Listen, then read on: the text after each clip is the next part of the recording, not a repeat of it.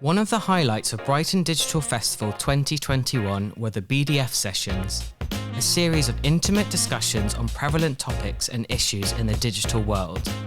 Have you ever heard of the term neurodiversity? We invited a panel of 4 neurodivergent folks who opened up about lived experiences of ADHD, autism spectrum condition, and dyslexia. They discussed topics like late in life diagnosis, superpowers, barriers, changes needed in the digital industries, and their experiences of the online world. So here are our top 5 moments from this BDF session. The countdown begins. Number 5. Brighton Digital Festival is a community, and there are so many reasons why it's important for us to keep getting together to experience this kinship. Let's listen to a heartwarming moment from one of the panellists, Bianca Farsi. I'm really appreciating on my journey being in contact with other neurodivergent people, you know, in real life and online, but particularly in real life. It's amazing how connected you feel quite quickly, I think, and how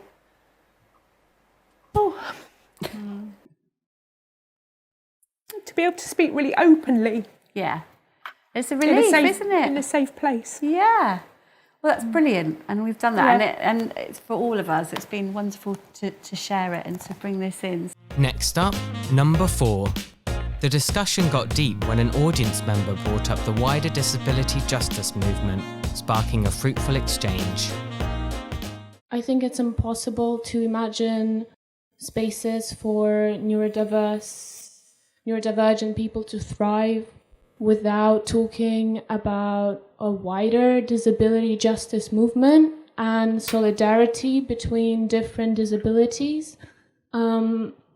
Because I think the interesting thing about disability is across all the different differences that there are in the world, this one is very closely related to labor and to work. And another privilege that maybe some people hold is not having to rely on benefits and talking about design of things and how things are designed. This is a system that has been revised to make it more and more inaccessible year after year. It's like designed to prevent people from accessing resources. A brilliant point to change, the change you want to see. I think the acknowledgement that the world is really hostile to people with disabilities, and I don't think it will be a welcoming environment or an environment for disabled people to thrive if that is not acknowledged in a space. Is it about getting to a place where,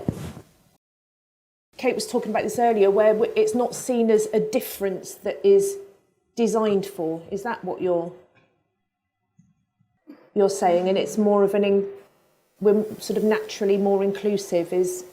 If you are set out to create an environment for people to thrive, you should be open and acknowledging all the struggles that are happening. You should not just like pink wash it. You should make it real and not be afraid to talk about it as well. Yes, brilliant. Which is why these conversations are really important. They're very important. I've learned a new thing tonight, pink wash. Wow. Greenwashing, I know, pink washing, but that's great. And thank you for making that point. It is, the struggles need to be seen as well as celebrating the strengths, and they have to be talked about openly in order for people to thrive. The struggles need to be seen, the invisible needs to be made visible.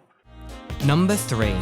Our world has changed with the emergence of digital meetings, so of course this topic came up in our neurodiversity discussion. I've got one more from Doug. We're all in online meetings these days. What can people do to better accommodate the neurodiverse in digital meetings? Oh, less meetings, less talking, I would say. Less meetings, that's the golden rule for me. But let's hear some more. The energy required by someone with neurodiversity to constantly be on and constantly taking in information and constantly responding, it's a lot. So just ask what people need, I would say. Just keep it simple. Yeah, I was about to say something very similar because I was working on a project and there were like a few neurodivergent people on the team. Yeah. And we made a point every time we were having, because we were based all around the UK, and we made a point every time we were doing a Zoom meeting to start with how's, like, just a very quick, like, 1 minute check-in. How is everybody feeling today? Like, what's your energy level? And like how, and like, you know, based on that, we would say, okay, should we just say that this is like a 20 minutes meeting? Or if everybody's feeling really energetic today, can we afford to spend more time on this and just like really try to push this project forward? Since my son's been diagnosed with autism, he's able to understand his needs much better. And he says quite simply in the classroom, I need a brain break. So he will just say to the teacher, I need a brain break, and he'll go and maybe go outside, run around, or he's got space at the back, or he'll doodle, he'll draw. But yeah, I would just love for all of us to say, we need a brain break, just to be able to, to share that, and it to be okay that actually, there's a tiredness happening. Top moment number 2. At BDF, you're surrounded by all kinds of experts, just casually sitting in the audience. In the next segment, a UX designer talked us through the golden age of web design. Let's hear why simplicity is the key. Often, I think you said it yourself, if things are simple, then they're accessible to everyone. So what I find is that in the golden days of web design in the early 2000s, we could make websites very accessible very easily to all sorts of people with assistive devices. They could, change the fonts to dyslexic fonts, do whatever they want.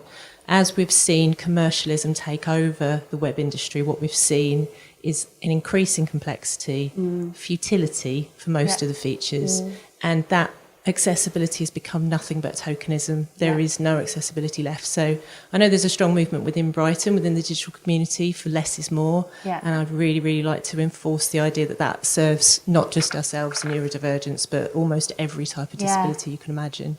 You know what? We really agree. But then there's more.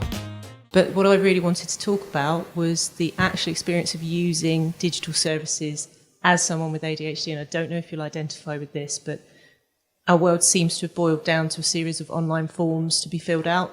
So what you were saying about knowing the duration of something and being able to predict what's happening. And I find that incredibly overwhelming, yes, but actually disabling. I cannot cope with quite a lot of life right now because it involves sitting through an unknown process and clicking on a link after link after link and remembering passwords until they're falling out of my ears. In fact, you reminded me, my actual diagnosis, the assessment, was filling in loads of forms. And my access to work, my occupational health report was filling in lots of forms. And basically, we need people with neurodiversity on teams that make digital platforms. That's the only way that we can move forward, I think. And finally, number 1. Even if you are not neurodivergent, our panellist Katie Donovan Adekambi explains why understanding different experiences is the skill of the future. I find though, Andrea, as well, the burden is usually on us. Okay, to create understanding in the environments that we, in the spaces that we take up. But actually, I think moving forward, what we'll absolutely see in the future with the kind of the movement around equality and diversity is that this idea of cross-cultural competency, cross-cultural literacy across the protected characteristics isn't just the responsibility of the person with the characteristic. Okay, it's all of our responsibility. So what we'll see in the future, and it's really important to be mindful of this as parents, if you've got children, is that along with kind of negotiation, teamwork, communication skills, when we are out in industry, when we are applying for jobs, that cross-cultural competency is going to be assessed as well as those other things. So we need to be able to demonstrate that we can exist within diverse teams, diverse communities and diverse societies. We are so glad we could spark these ideas among neurodivergent as well as neurotypical people. And some of our guests were already geared up to make changes for the better. I just wanted to thank the panel for their honesty and vulnerability in sharing their lived experiences. I've learnt so much from this talk and have lots to think about in making my business a welcoming space for neurodiverse folk. Brilliant. Big up, Charla. Thank you, Charlotte. That's great to hear that it's been useful. Big up, Charla. Thanks everyone for joining us to review our top 5 favourite moments. What were your highlights? Let us know. Bye for now.